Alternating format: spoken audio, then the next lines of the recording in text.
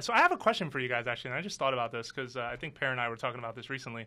You know, we just started registering for E3. E3's a couple months away, right? In June. Yeah. I know we hate saying those words as early as February. However, my question to this panel, will Nintendo have a stage show, like traditional E3 press conference, media briefing at E3? Or are we just waiting for another Nintendo Direct like last year? Nintendo Direct. What's the better move? Nintendo Direct. Really? Yeah. Both No, of you is say that the better move? I don't know. I mean, okay, why do you say Nintendo Direct?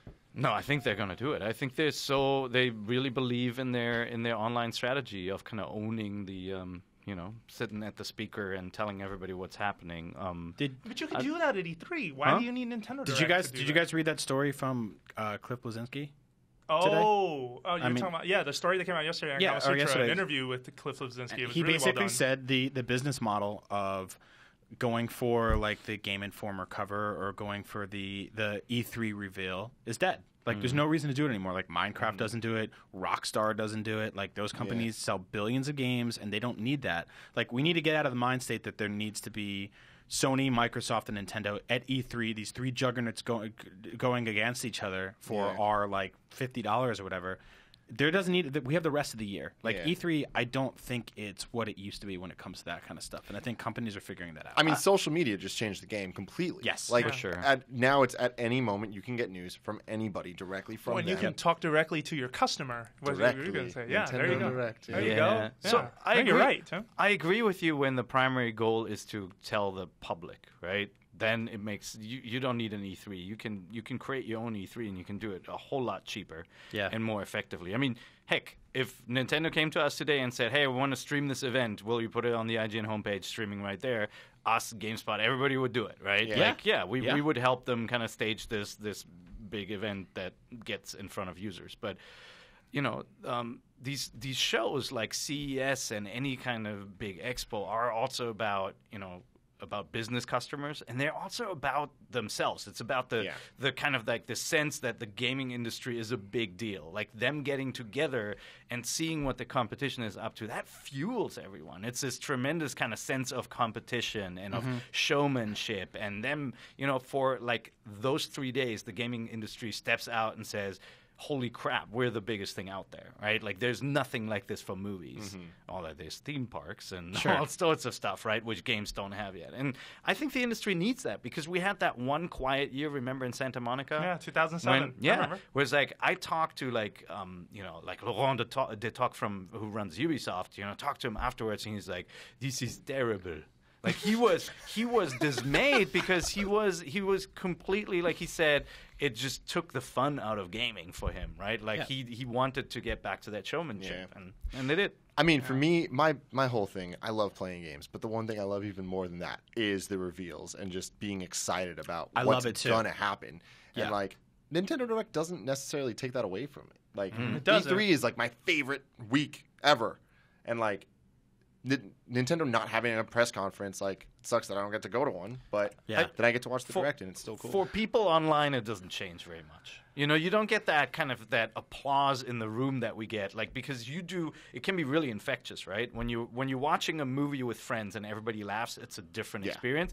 In a Nintendo press conference where you're anticipating Metroid, like a Metroid debut, and then it happens, everybody cheers. It feels so different. You walk out, you're really excited. Yeah. Whereas, like, coming back to the war room and hearing from an editor, they just announced Metroid, is a completely different story, right? And see, that's us talking from this perspective that is very, very small. Yeah. Like, for most other people, and before I was at IGN, it was such a different experience. Like, you're not in the same room with everybody, but being on forums and seeing everybody update as it's happening, it was the same thing of just like, this is exciting. Sure. Yeah, that's like what I came up in too, was just sort of reading on message boards and watching videos online, reading IGN and going in the comments and being like, this is a war. And like last year, that back-to-back Microsoft and Sony press conference thing that felt like you were watching like WrestleMania 10 or something. Yeah. And like the energy in Los Angeles was insane. Like just us being there felt incredible, and to not have Nintendo as part of that conversation was strange.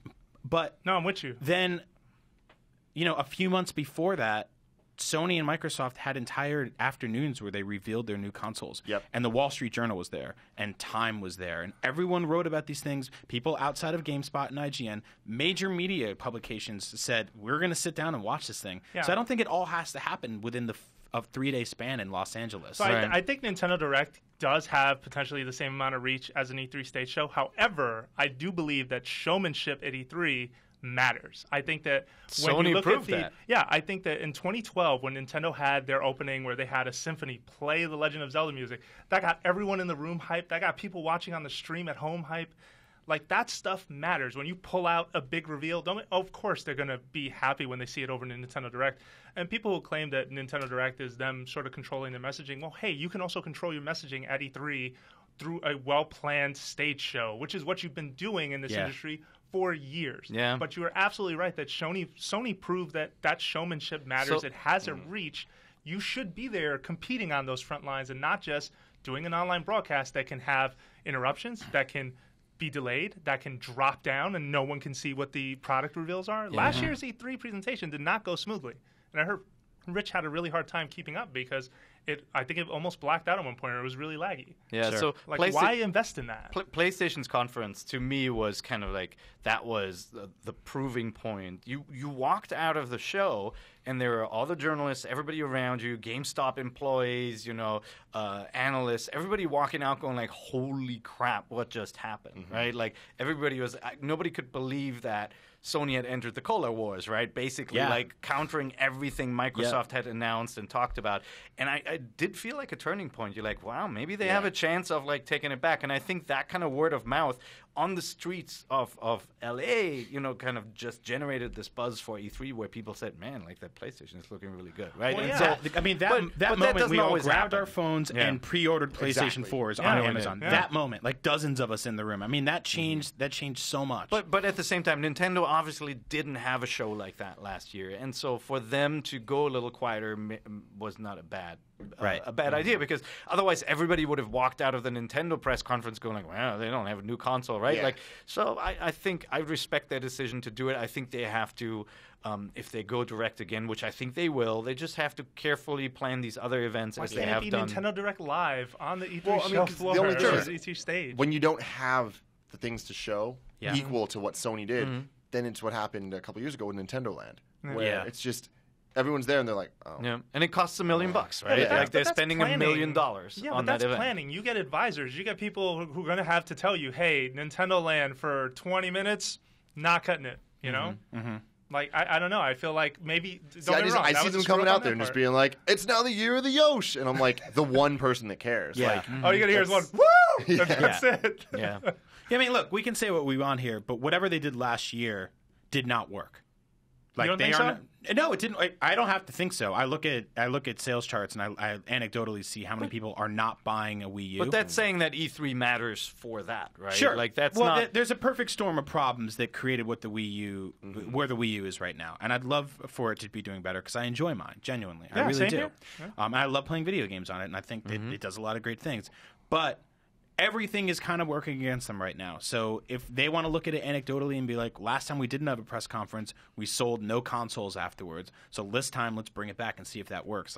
I'm for them shaking it up a little. So bit. you think the press conference influences the influencers who then walk out happier and tell people, like, basically they're more excited? I don't know what else. I don't know what hype. else it's for if not that. Because Yeah. it's It's a not hype like machine. it's not like the Grammys or the Oscars get people to just rush out and watch movies necessarily, right? Yes, they Like, do. I think yeah, they do a but little They bit. absolutely do. Yeah. Okay, They'll get you interested in a movie you may not have wanted Yeah, to see just no. to find out why did Right. this win Best Picture, why did this guy get Best Supporting. That's true. That's Okay. true. I give I you mean that is absolutely their primary focus is to award filmmakers. Their secondary purpose is to sell Blu-rays. yeah. Like Yeah. to get people, like if the four of us are walking in the room and you're like, "Did you see Gravity?" and three of us are like, "Yeah," and one of us is like, "No, I'm gonna feel like I need to see Gravity." And Yeah. like, "Oh, it won 10 awards." Like, it's created. Maybe they should do an awards show. What? Best year of Luigi game is. We have a video game award no, show no, and no. it sucks. Yeah. All right. No. All right. Interesting though. Like I'm looking forward to seeing what they're doing. I do think that they're looking at the cash too, and I said putting on that show costs $1 million. It's far more than that. Yeah. Renting the auditorium, running all that crazy lighting they rent tech the and Nokia everything. Theater, which is pretty fancy. It's just so everybody knows, like 14 feet of floor space at E3 are $100,000 or something. It's ridiculous. That's inside the convention center. Yeah. See, regardless, though, with all of that, I still left E3, and I'm a huge Nintendo fan, thinking, oh man, I'm excited for these games. Yeah. The Direct. The Smash trailer, the Mario 3D World trailer, the Donkey Kong trailer. I'm like, I am sold. Like, this is awesome. This was a great conference. You're going up against Titanfall, though, at the end of the day. But still. I think last year was a test, and I hope this year is a show. That's what I want, and I hope that happens. Yeah, I think it was a test. Well, here's what you're not. I'll tell you right now. Here's what you're not going to have this year. You're not going to have the 3-minute long logo reel of third-party companies that are making games for your platform. No, but you are going to have. You won't have that this year. No, but you will have every other console will. Yeah, but Nintendo will not. Those NFC games. You will have new information on Smash. Probably, Smash can use a stage demo. There are other Bayonetta can use. But this is I know that, and that's great. Like you can show another Bayonetta trailer, but when you're going up against consoles that have robust first and third party lineups, you will always only lose. One of the other two competitors have a decent first party development. I don't know. We don't know that. I can tell you right now that there are more people making Xbox One games than they're making Wii U games. Well, that's a good point. I don't want to be. Those aren't exclusive. I don't want to be the bearer of bad news. No, but those aren't all exclusive to Microsoft. But it doesn't matter. Your point. What do we have on Wii U? Watch Dogs, maybe, and nothing else. I mean, that's a scary thought. 4.5% of developers that were asked at GDC if they were making a Wii U game said yes. 4.5% out of everyone else. Yeah, I mean, that's insane. We're at a time right now where Nintendo can't go up against these two big juggernauts neck and neck and be like, here's our conference. It comes on after an hour of these guys showing 60 games, an hour of these guys showing 50 games, and we have NFC Yoshi and that's a good example of why absolutely they're going to do a Direct, and they may do multiple shows where I agree. Here we're unveiling the new Zelda game, wishful thinking, hopefully that happens. Yeah. And then they'll show 15 minutes of gameplay footage. That's great. I think for gamers that's great, and it avoids this kind of this set format of, okay, here comes the third-party reel, which Nintendo has always been pretty weak at, right? It was always a bunch of EA games arriving a little later without online play, so it was never that exciting. Yeah. It's interesting, too, because this third-party thing is even affecting 3DS. You're not seeing a lot of big 3DS third-party games, even though they sold, 45 million units? And that's where I feel like they do need to generate more excitement at E3, because you know who else is at the conferences? It's the developers, right? Yeah. The developers are sitting there, and if you wow them with something, even if it's a game somebody else is making, they get inspired, right? Yeah.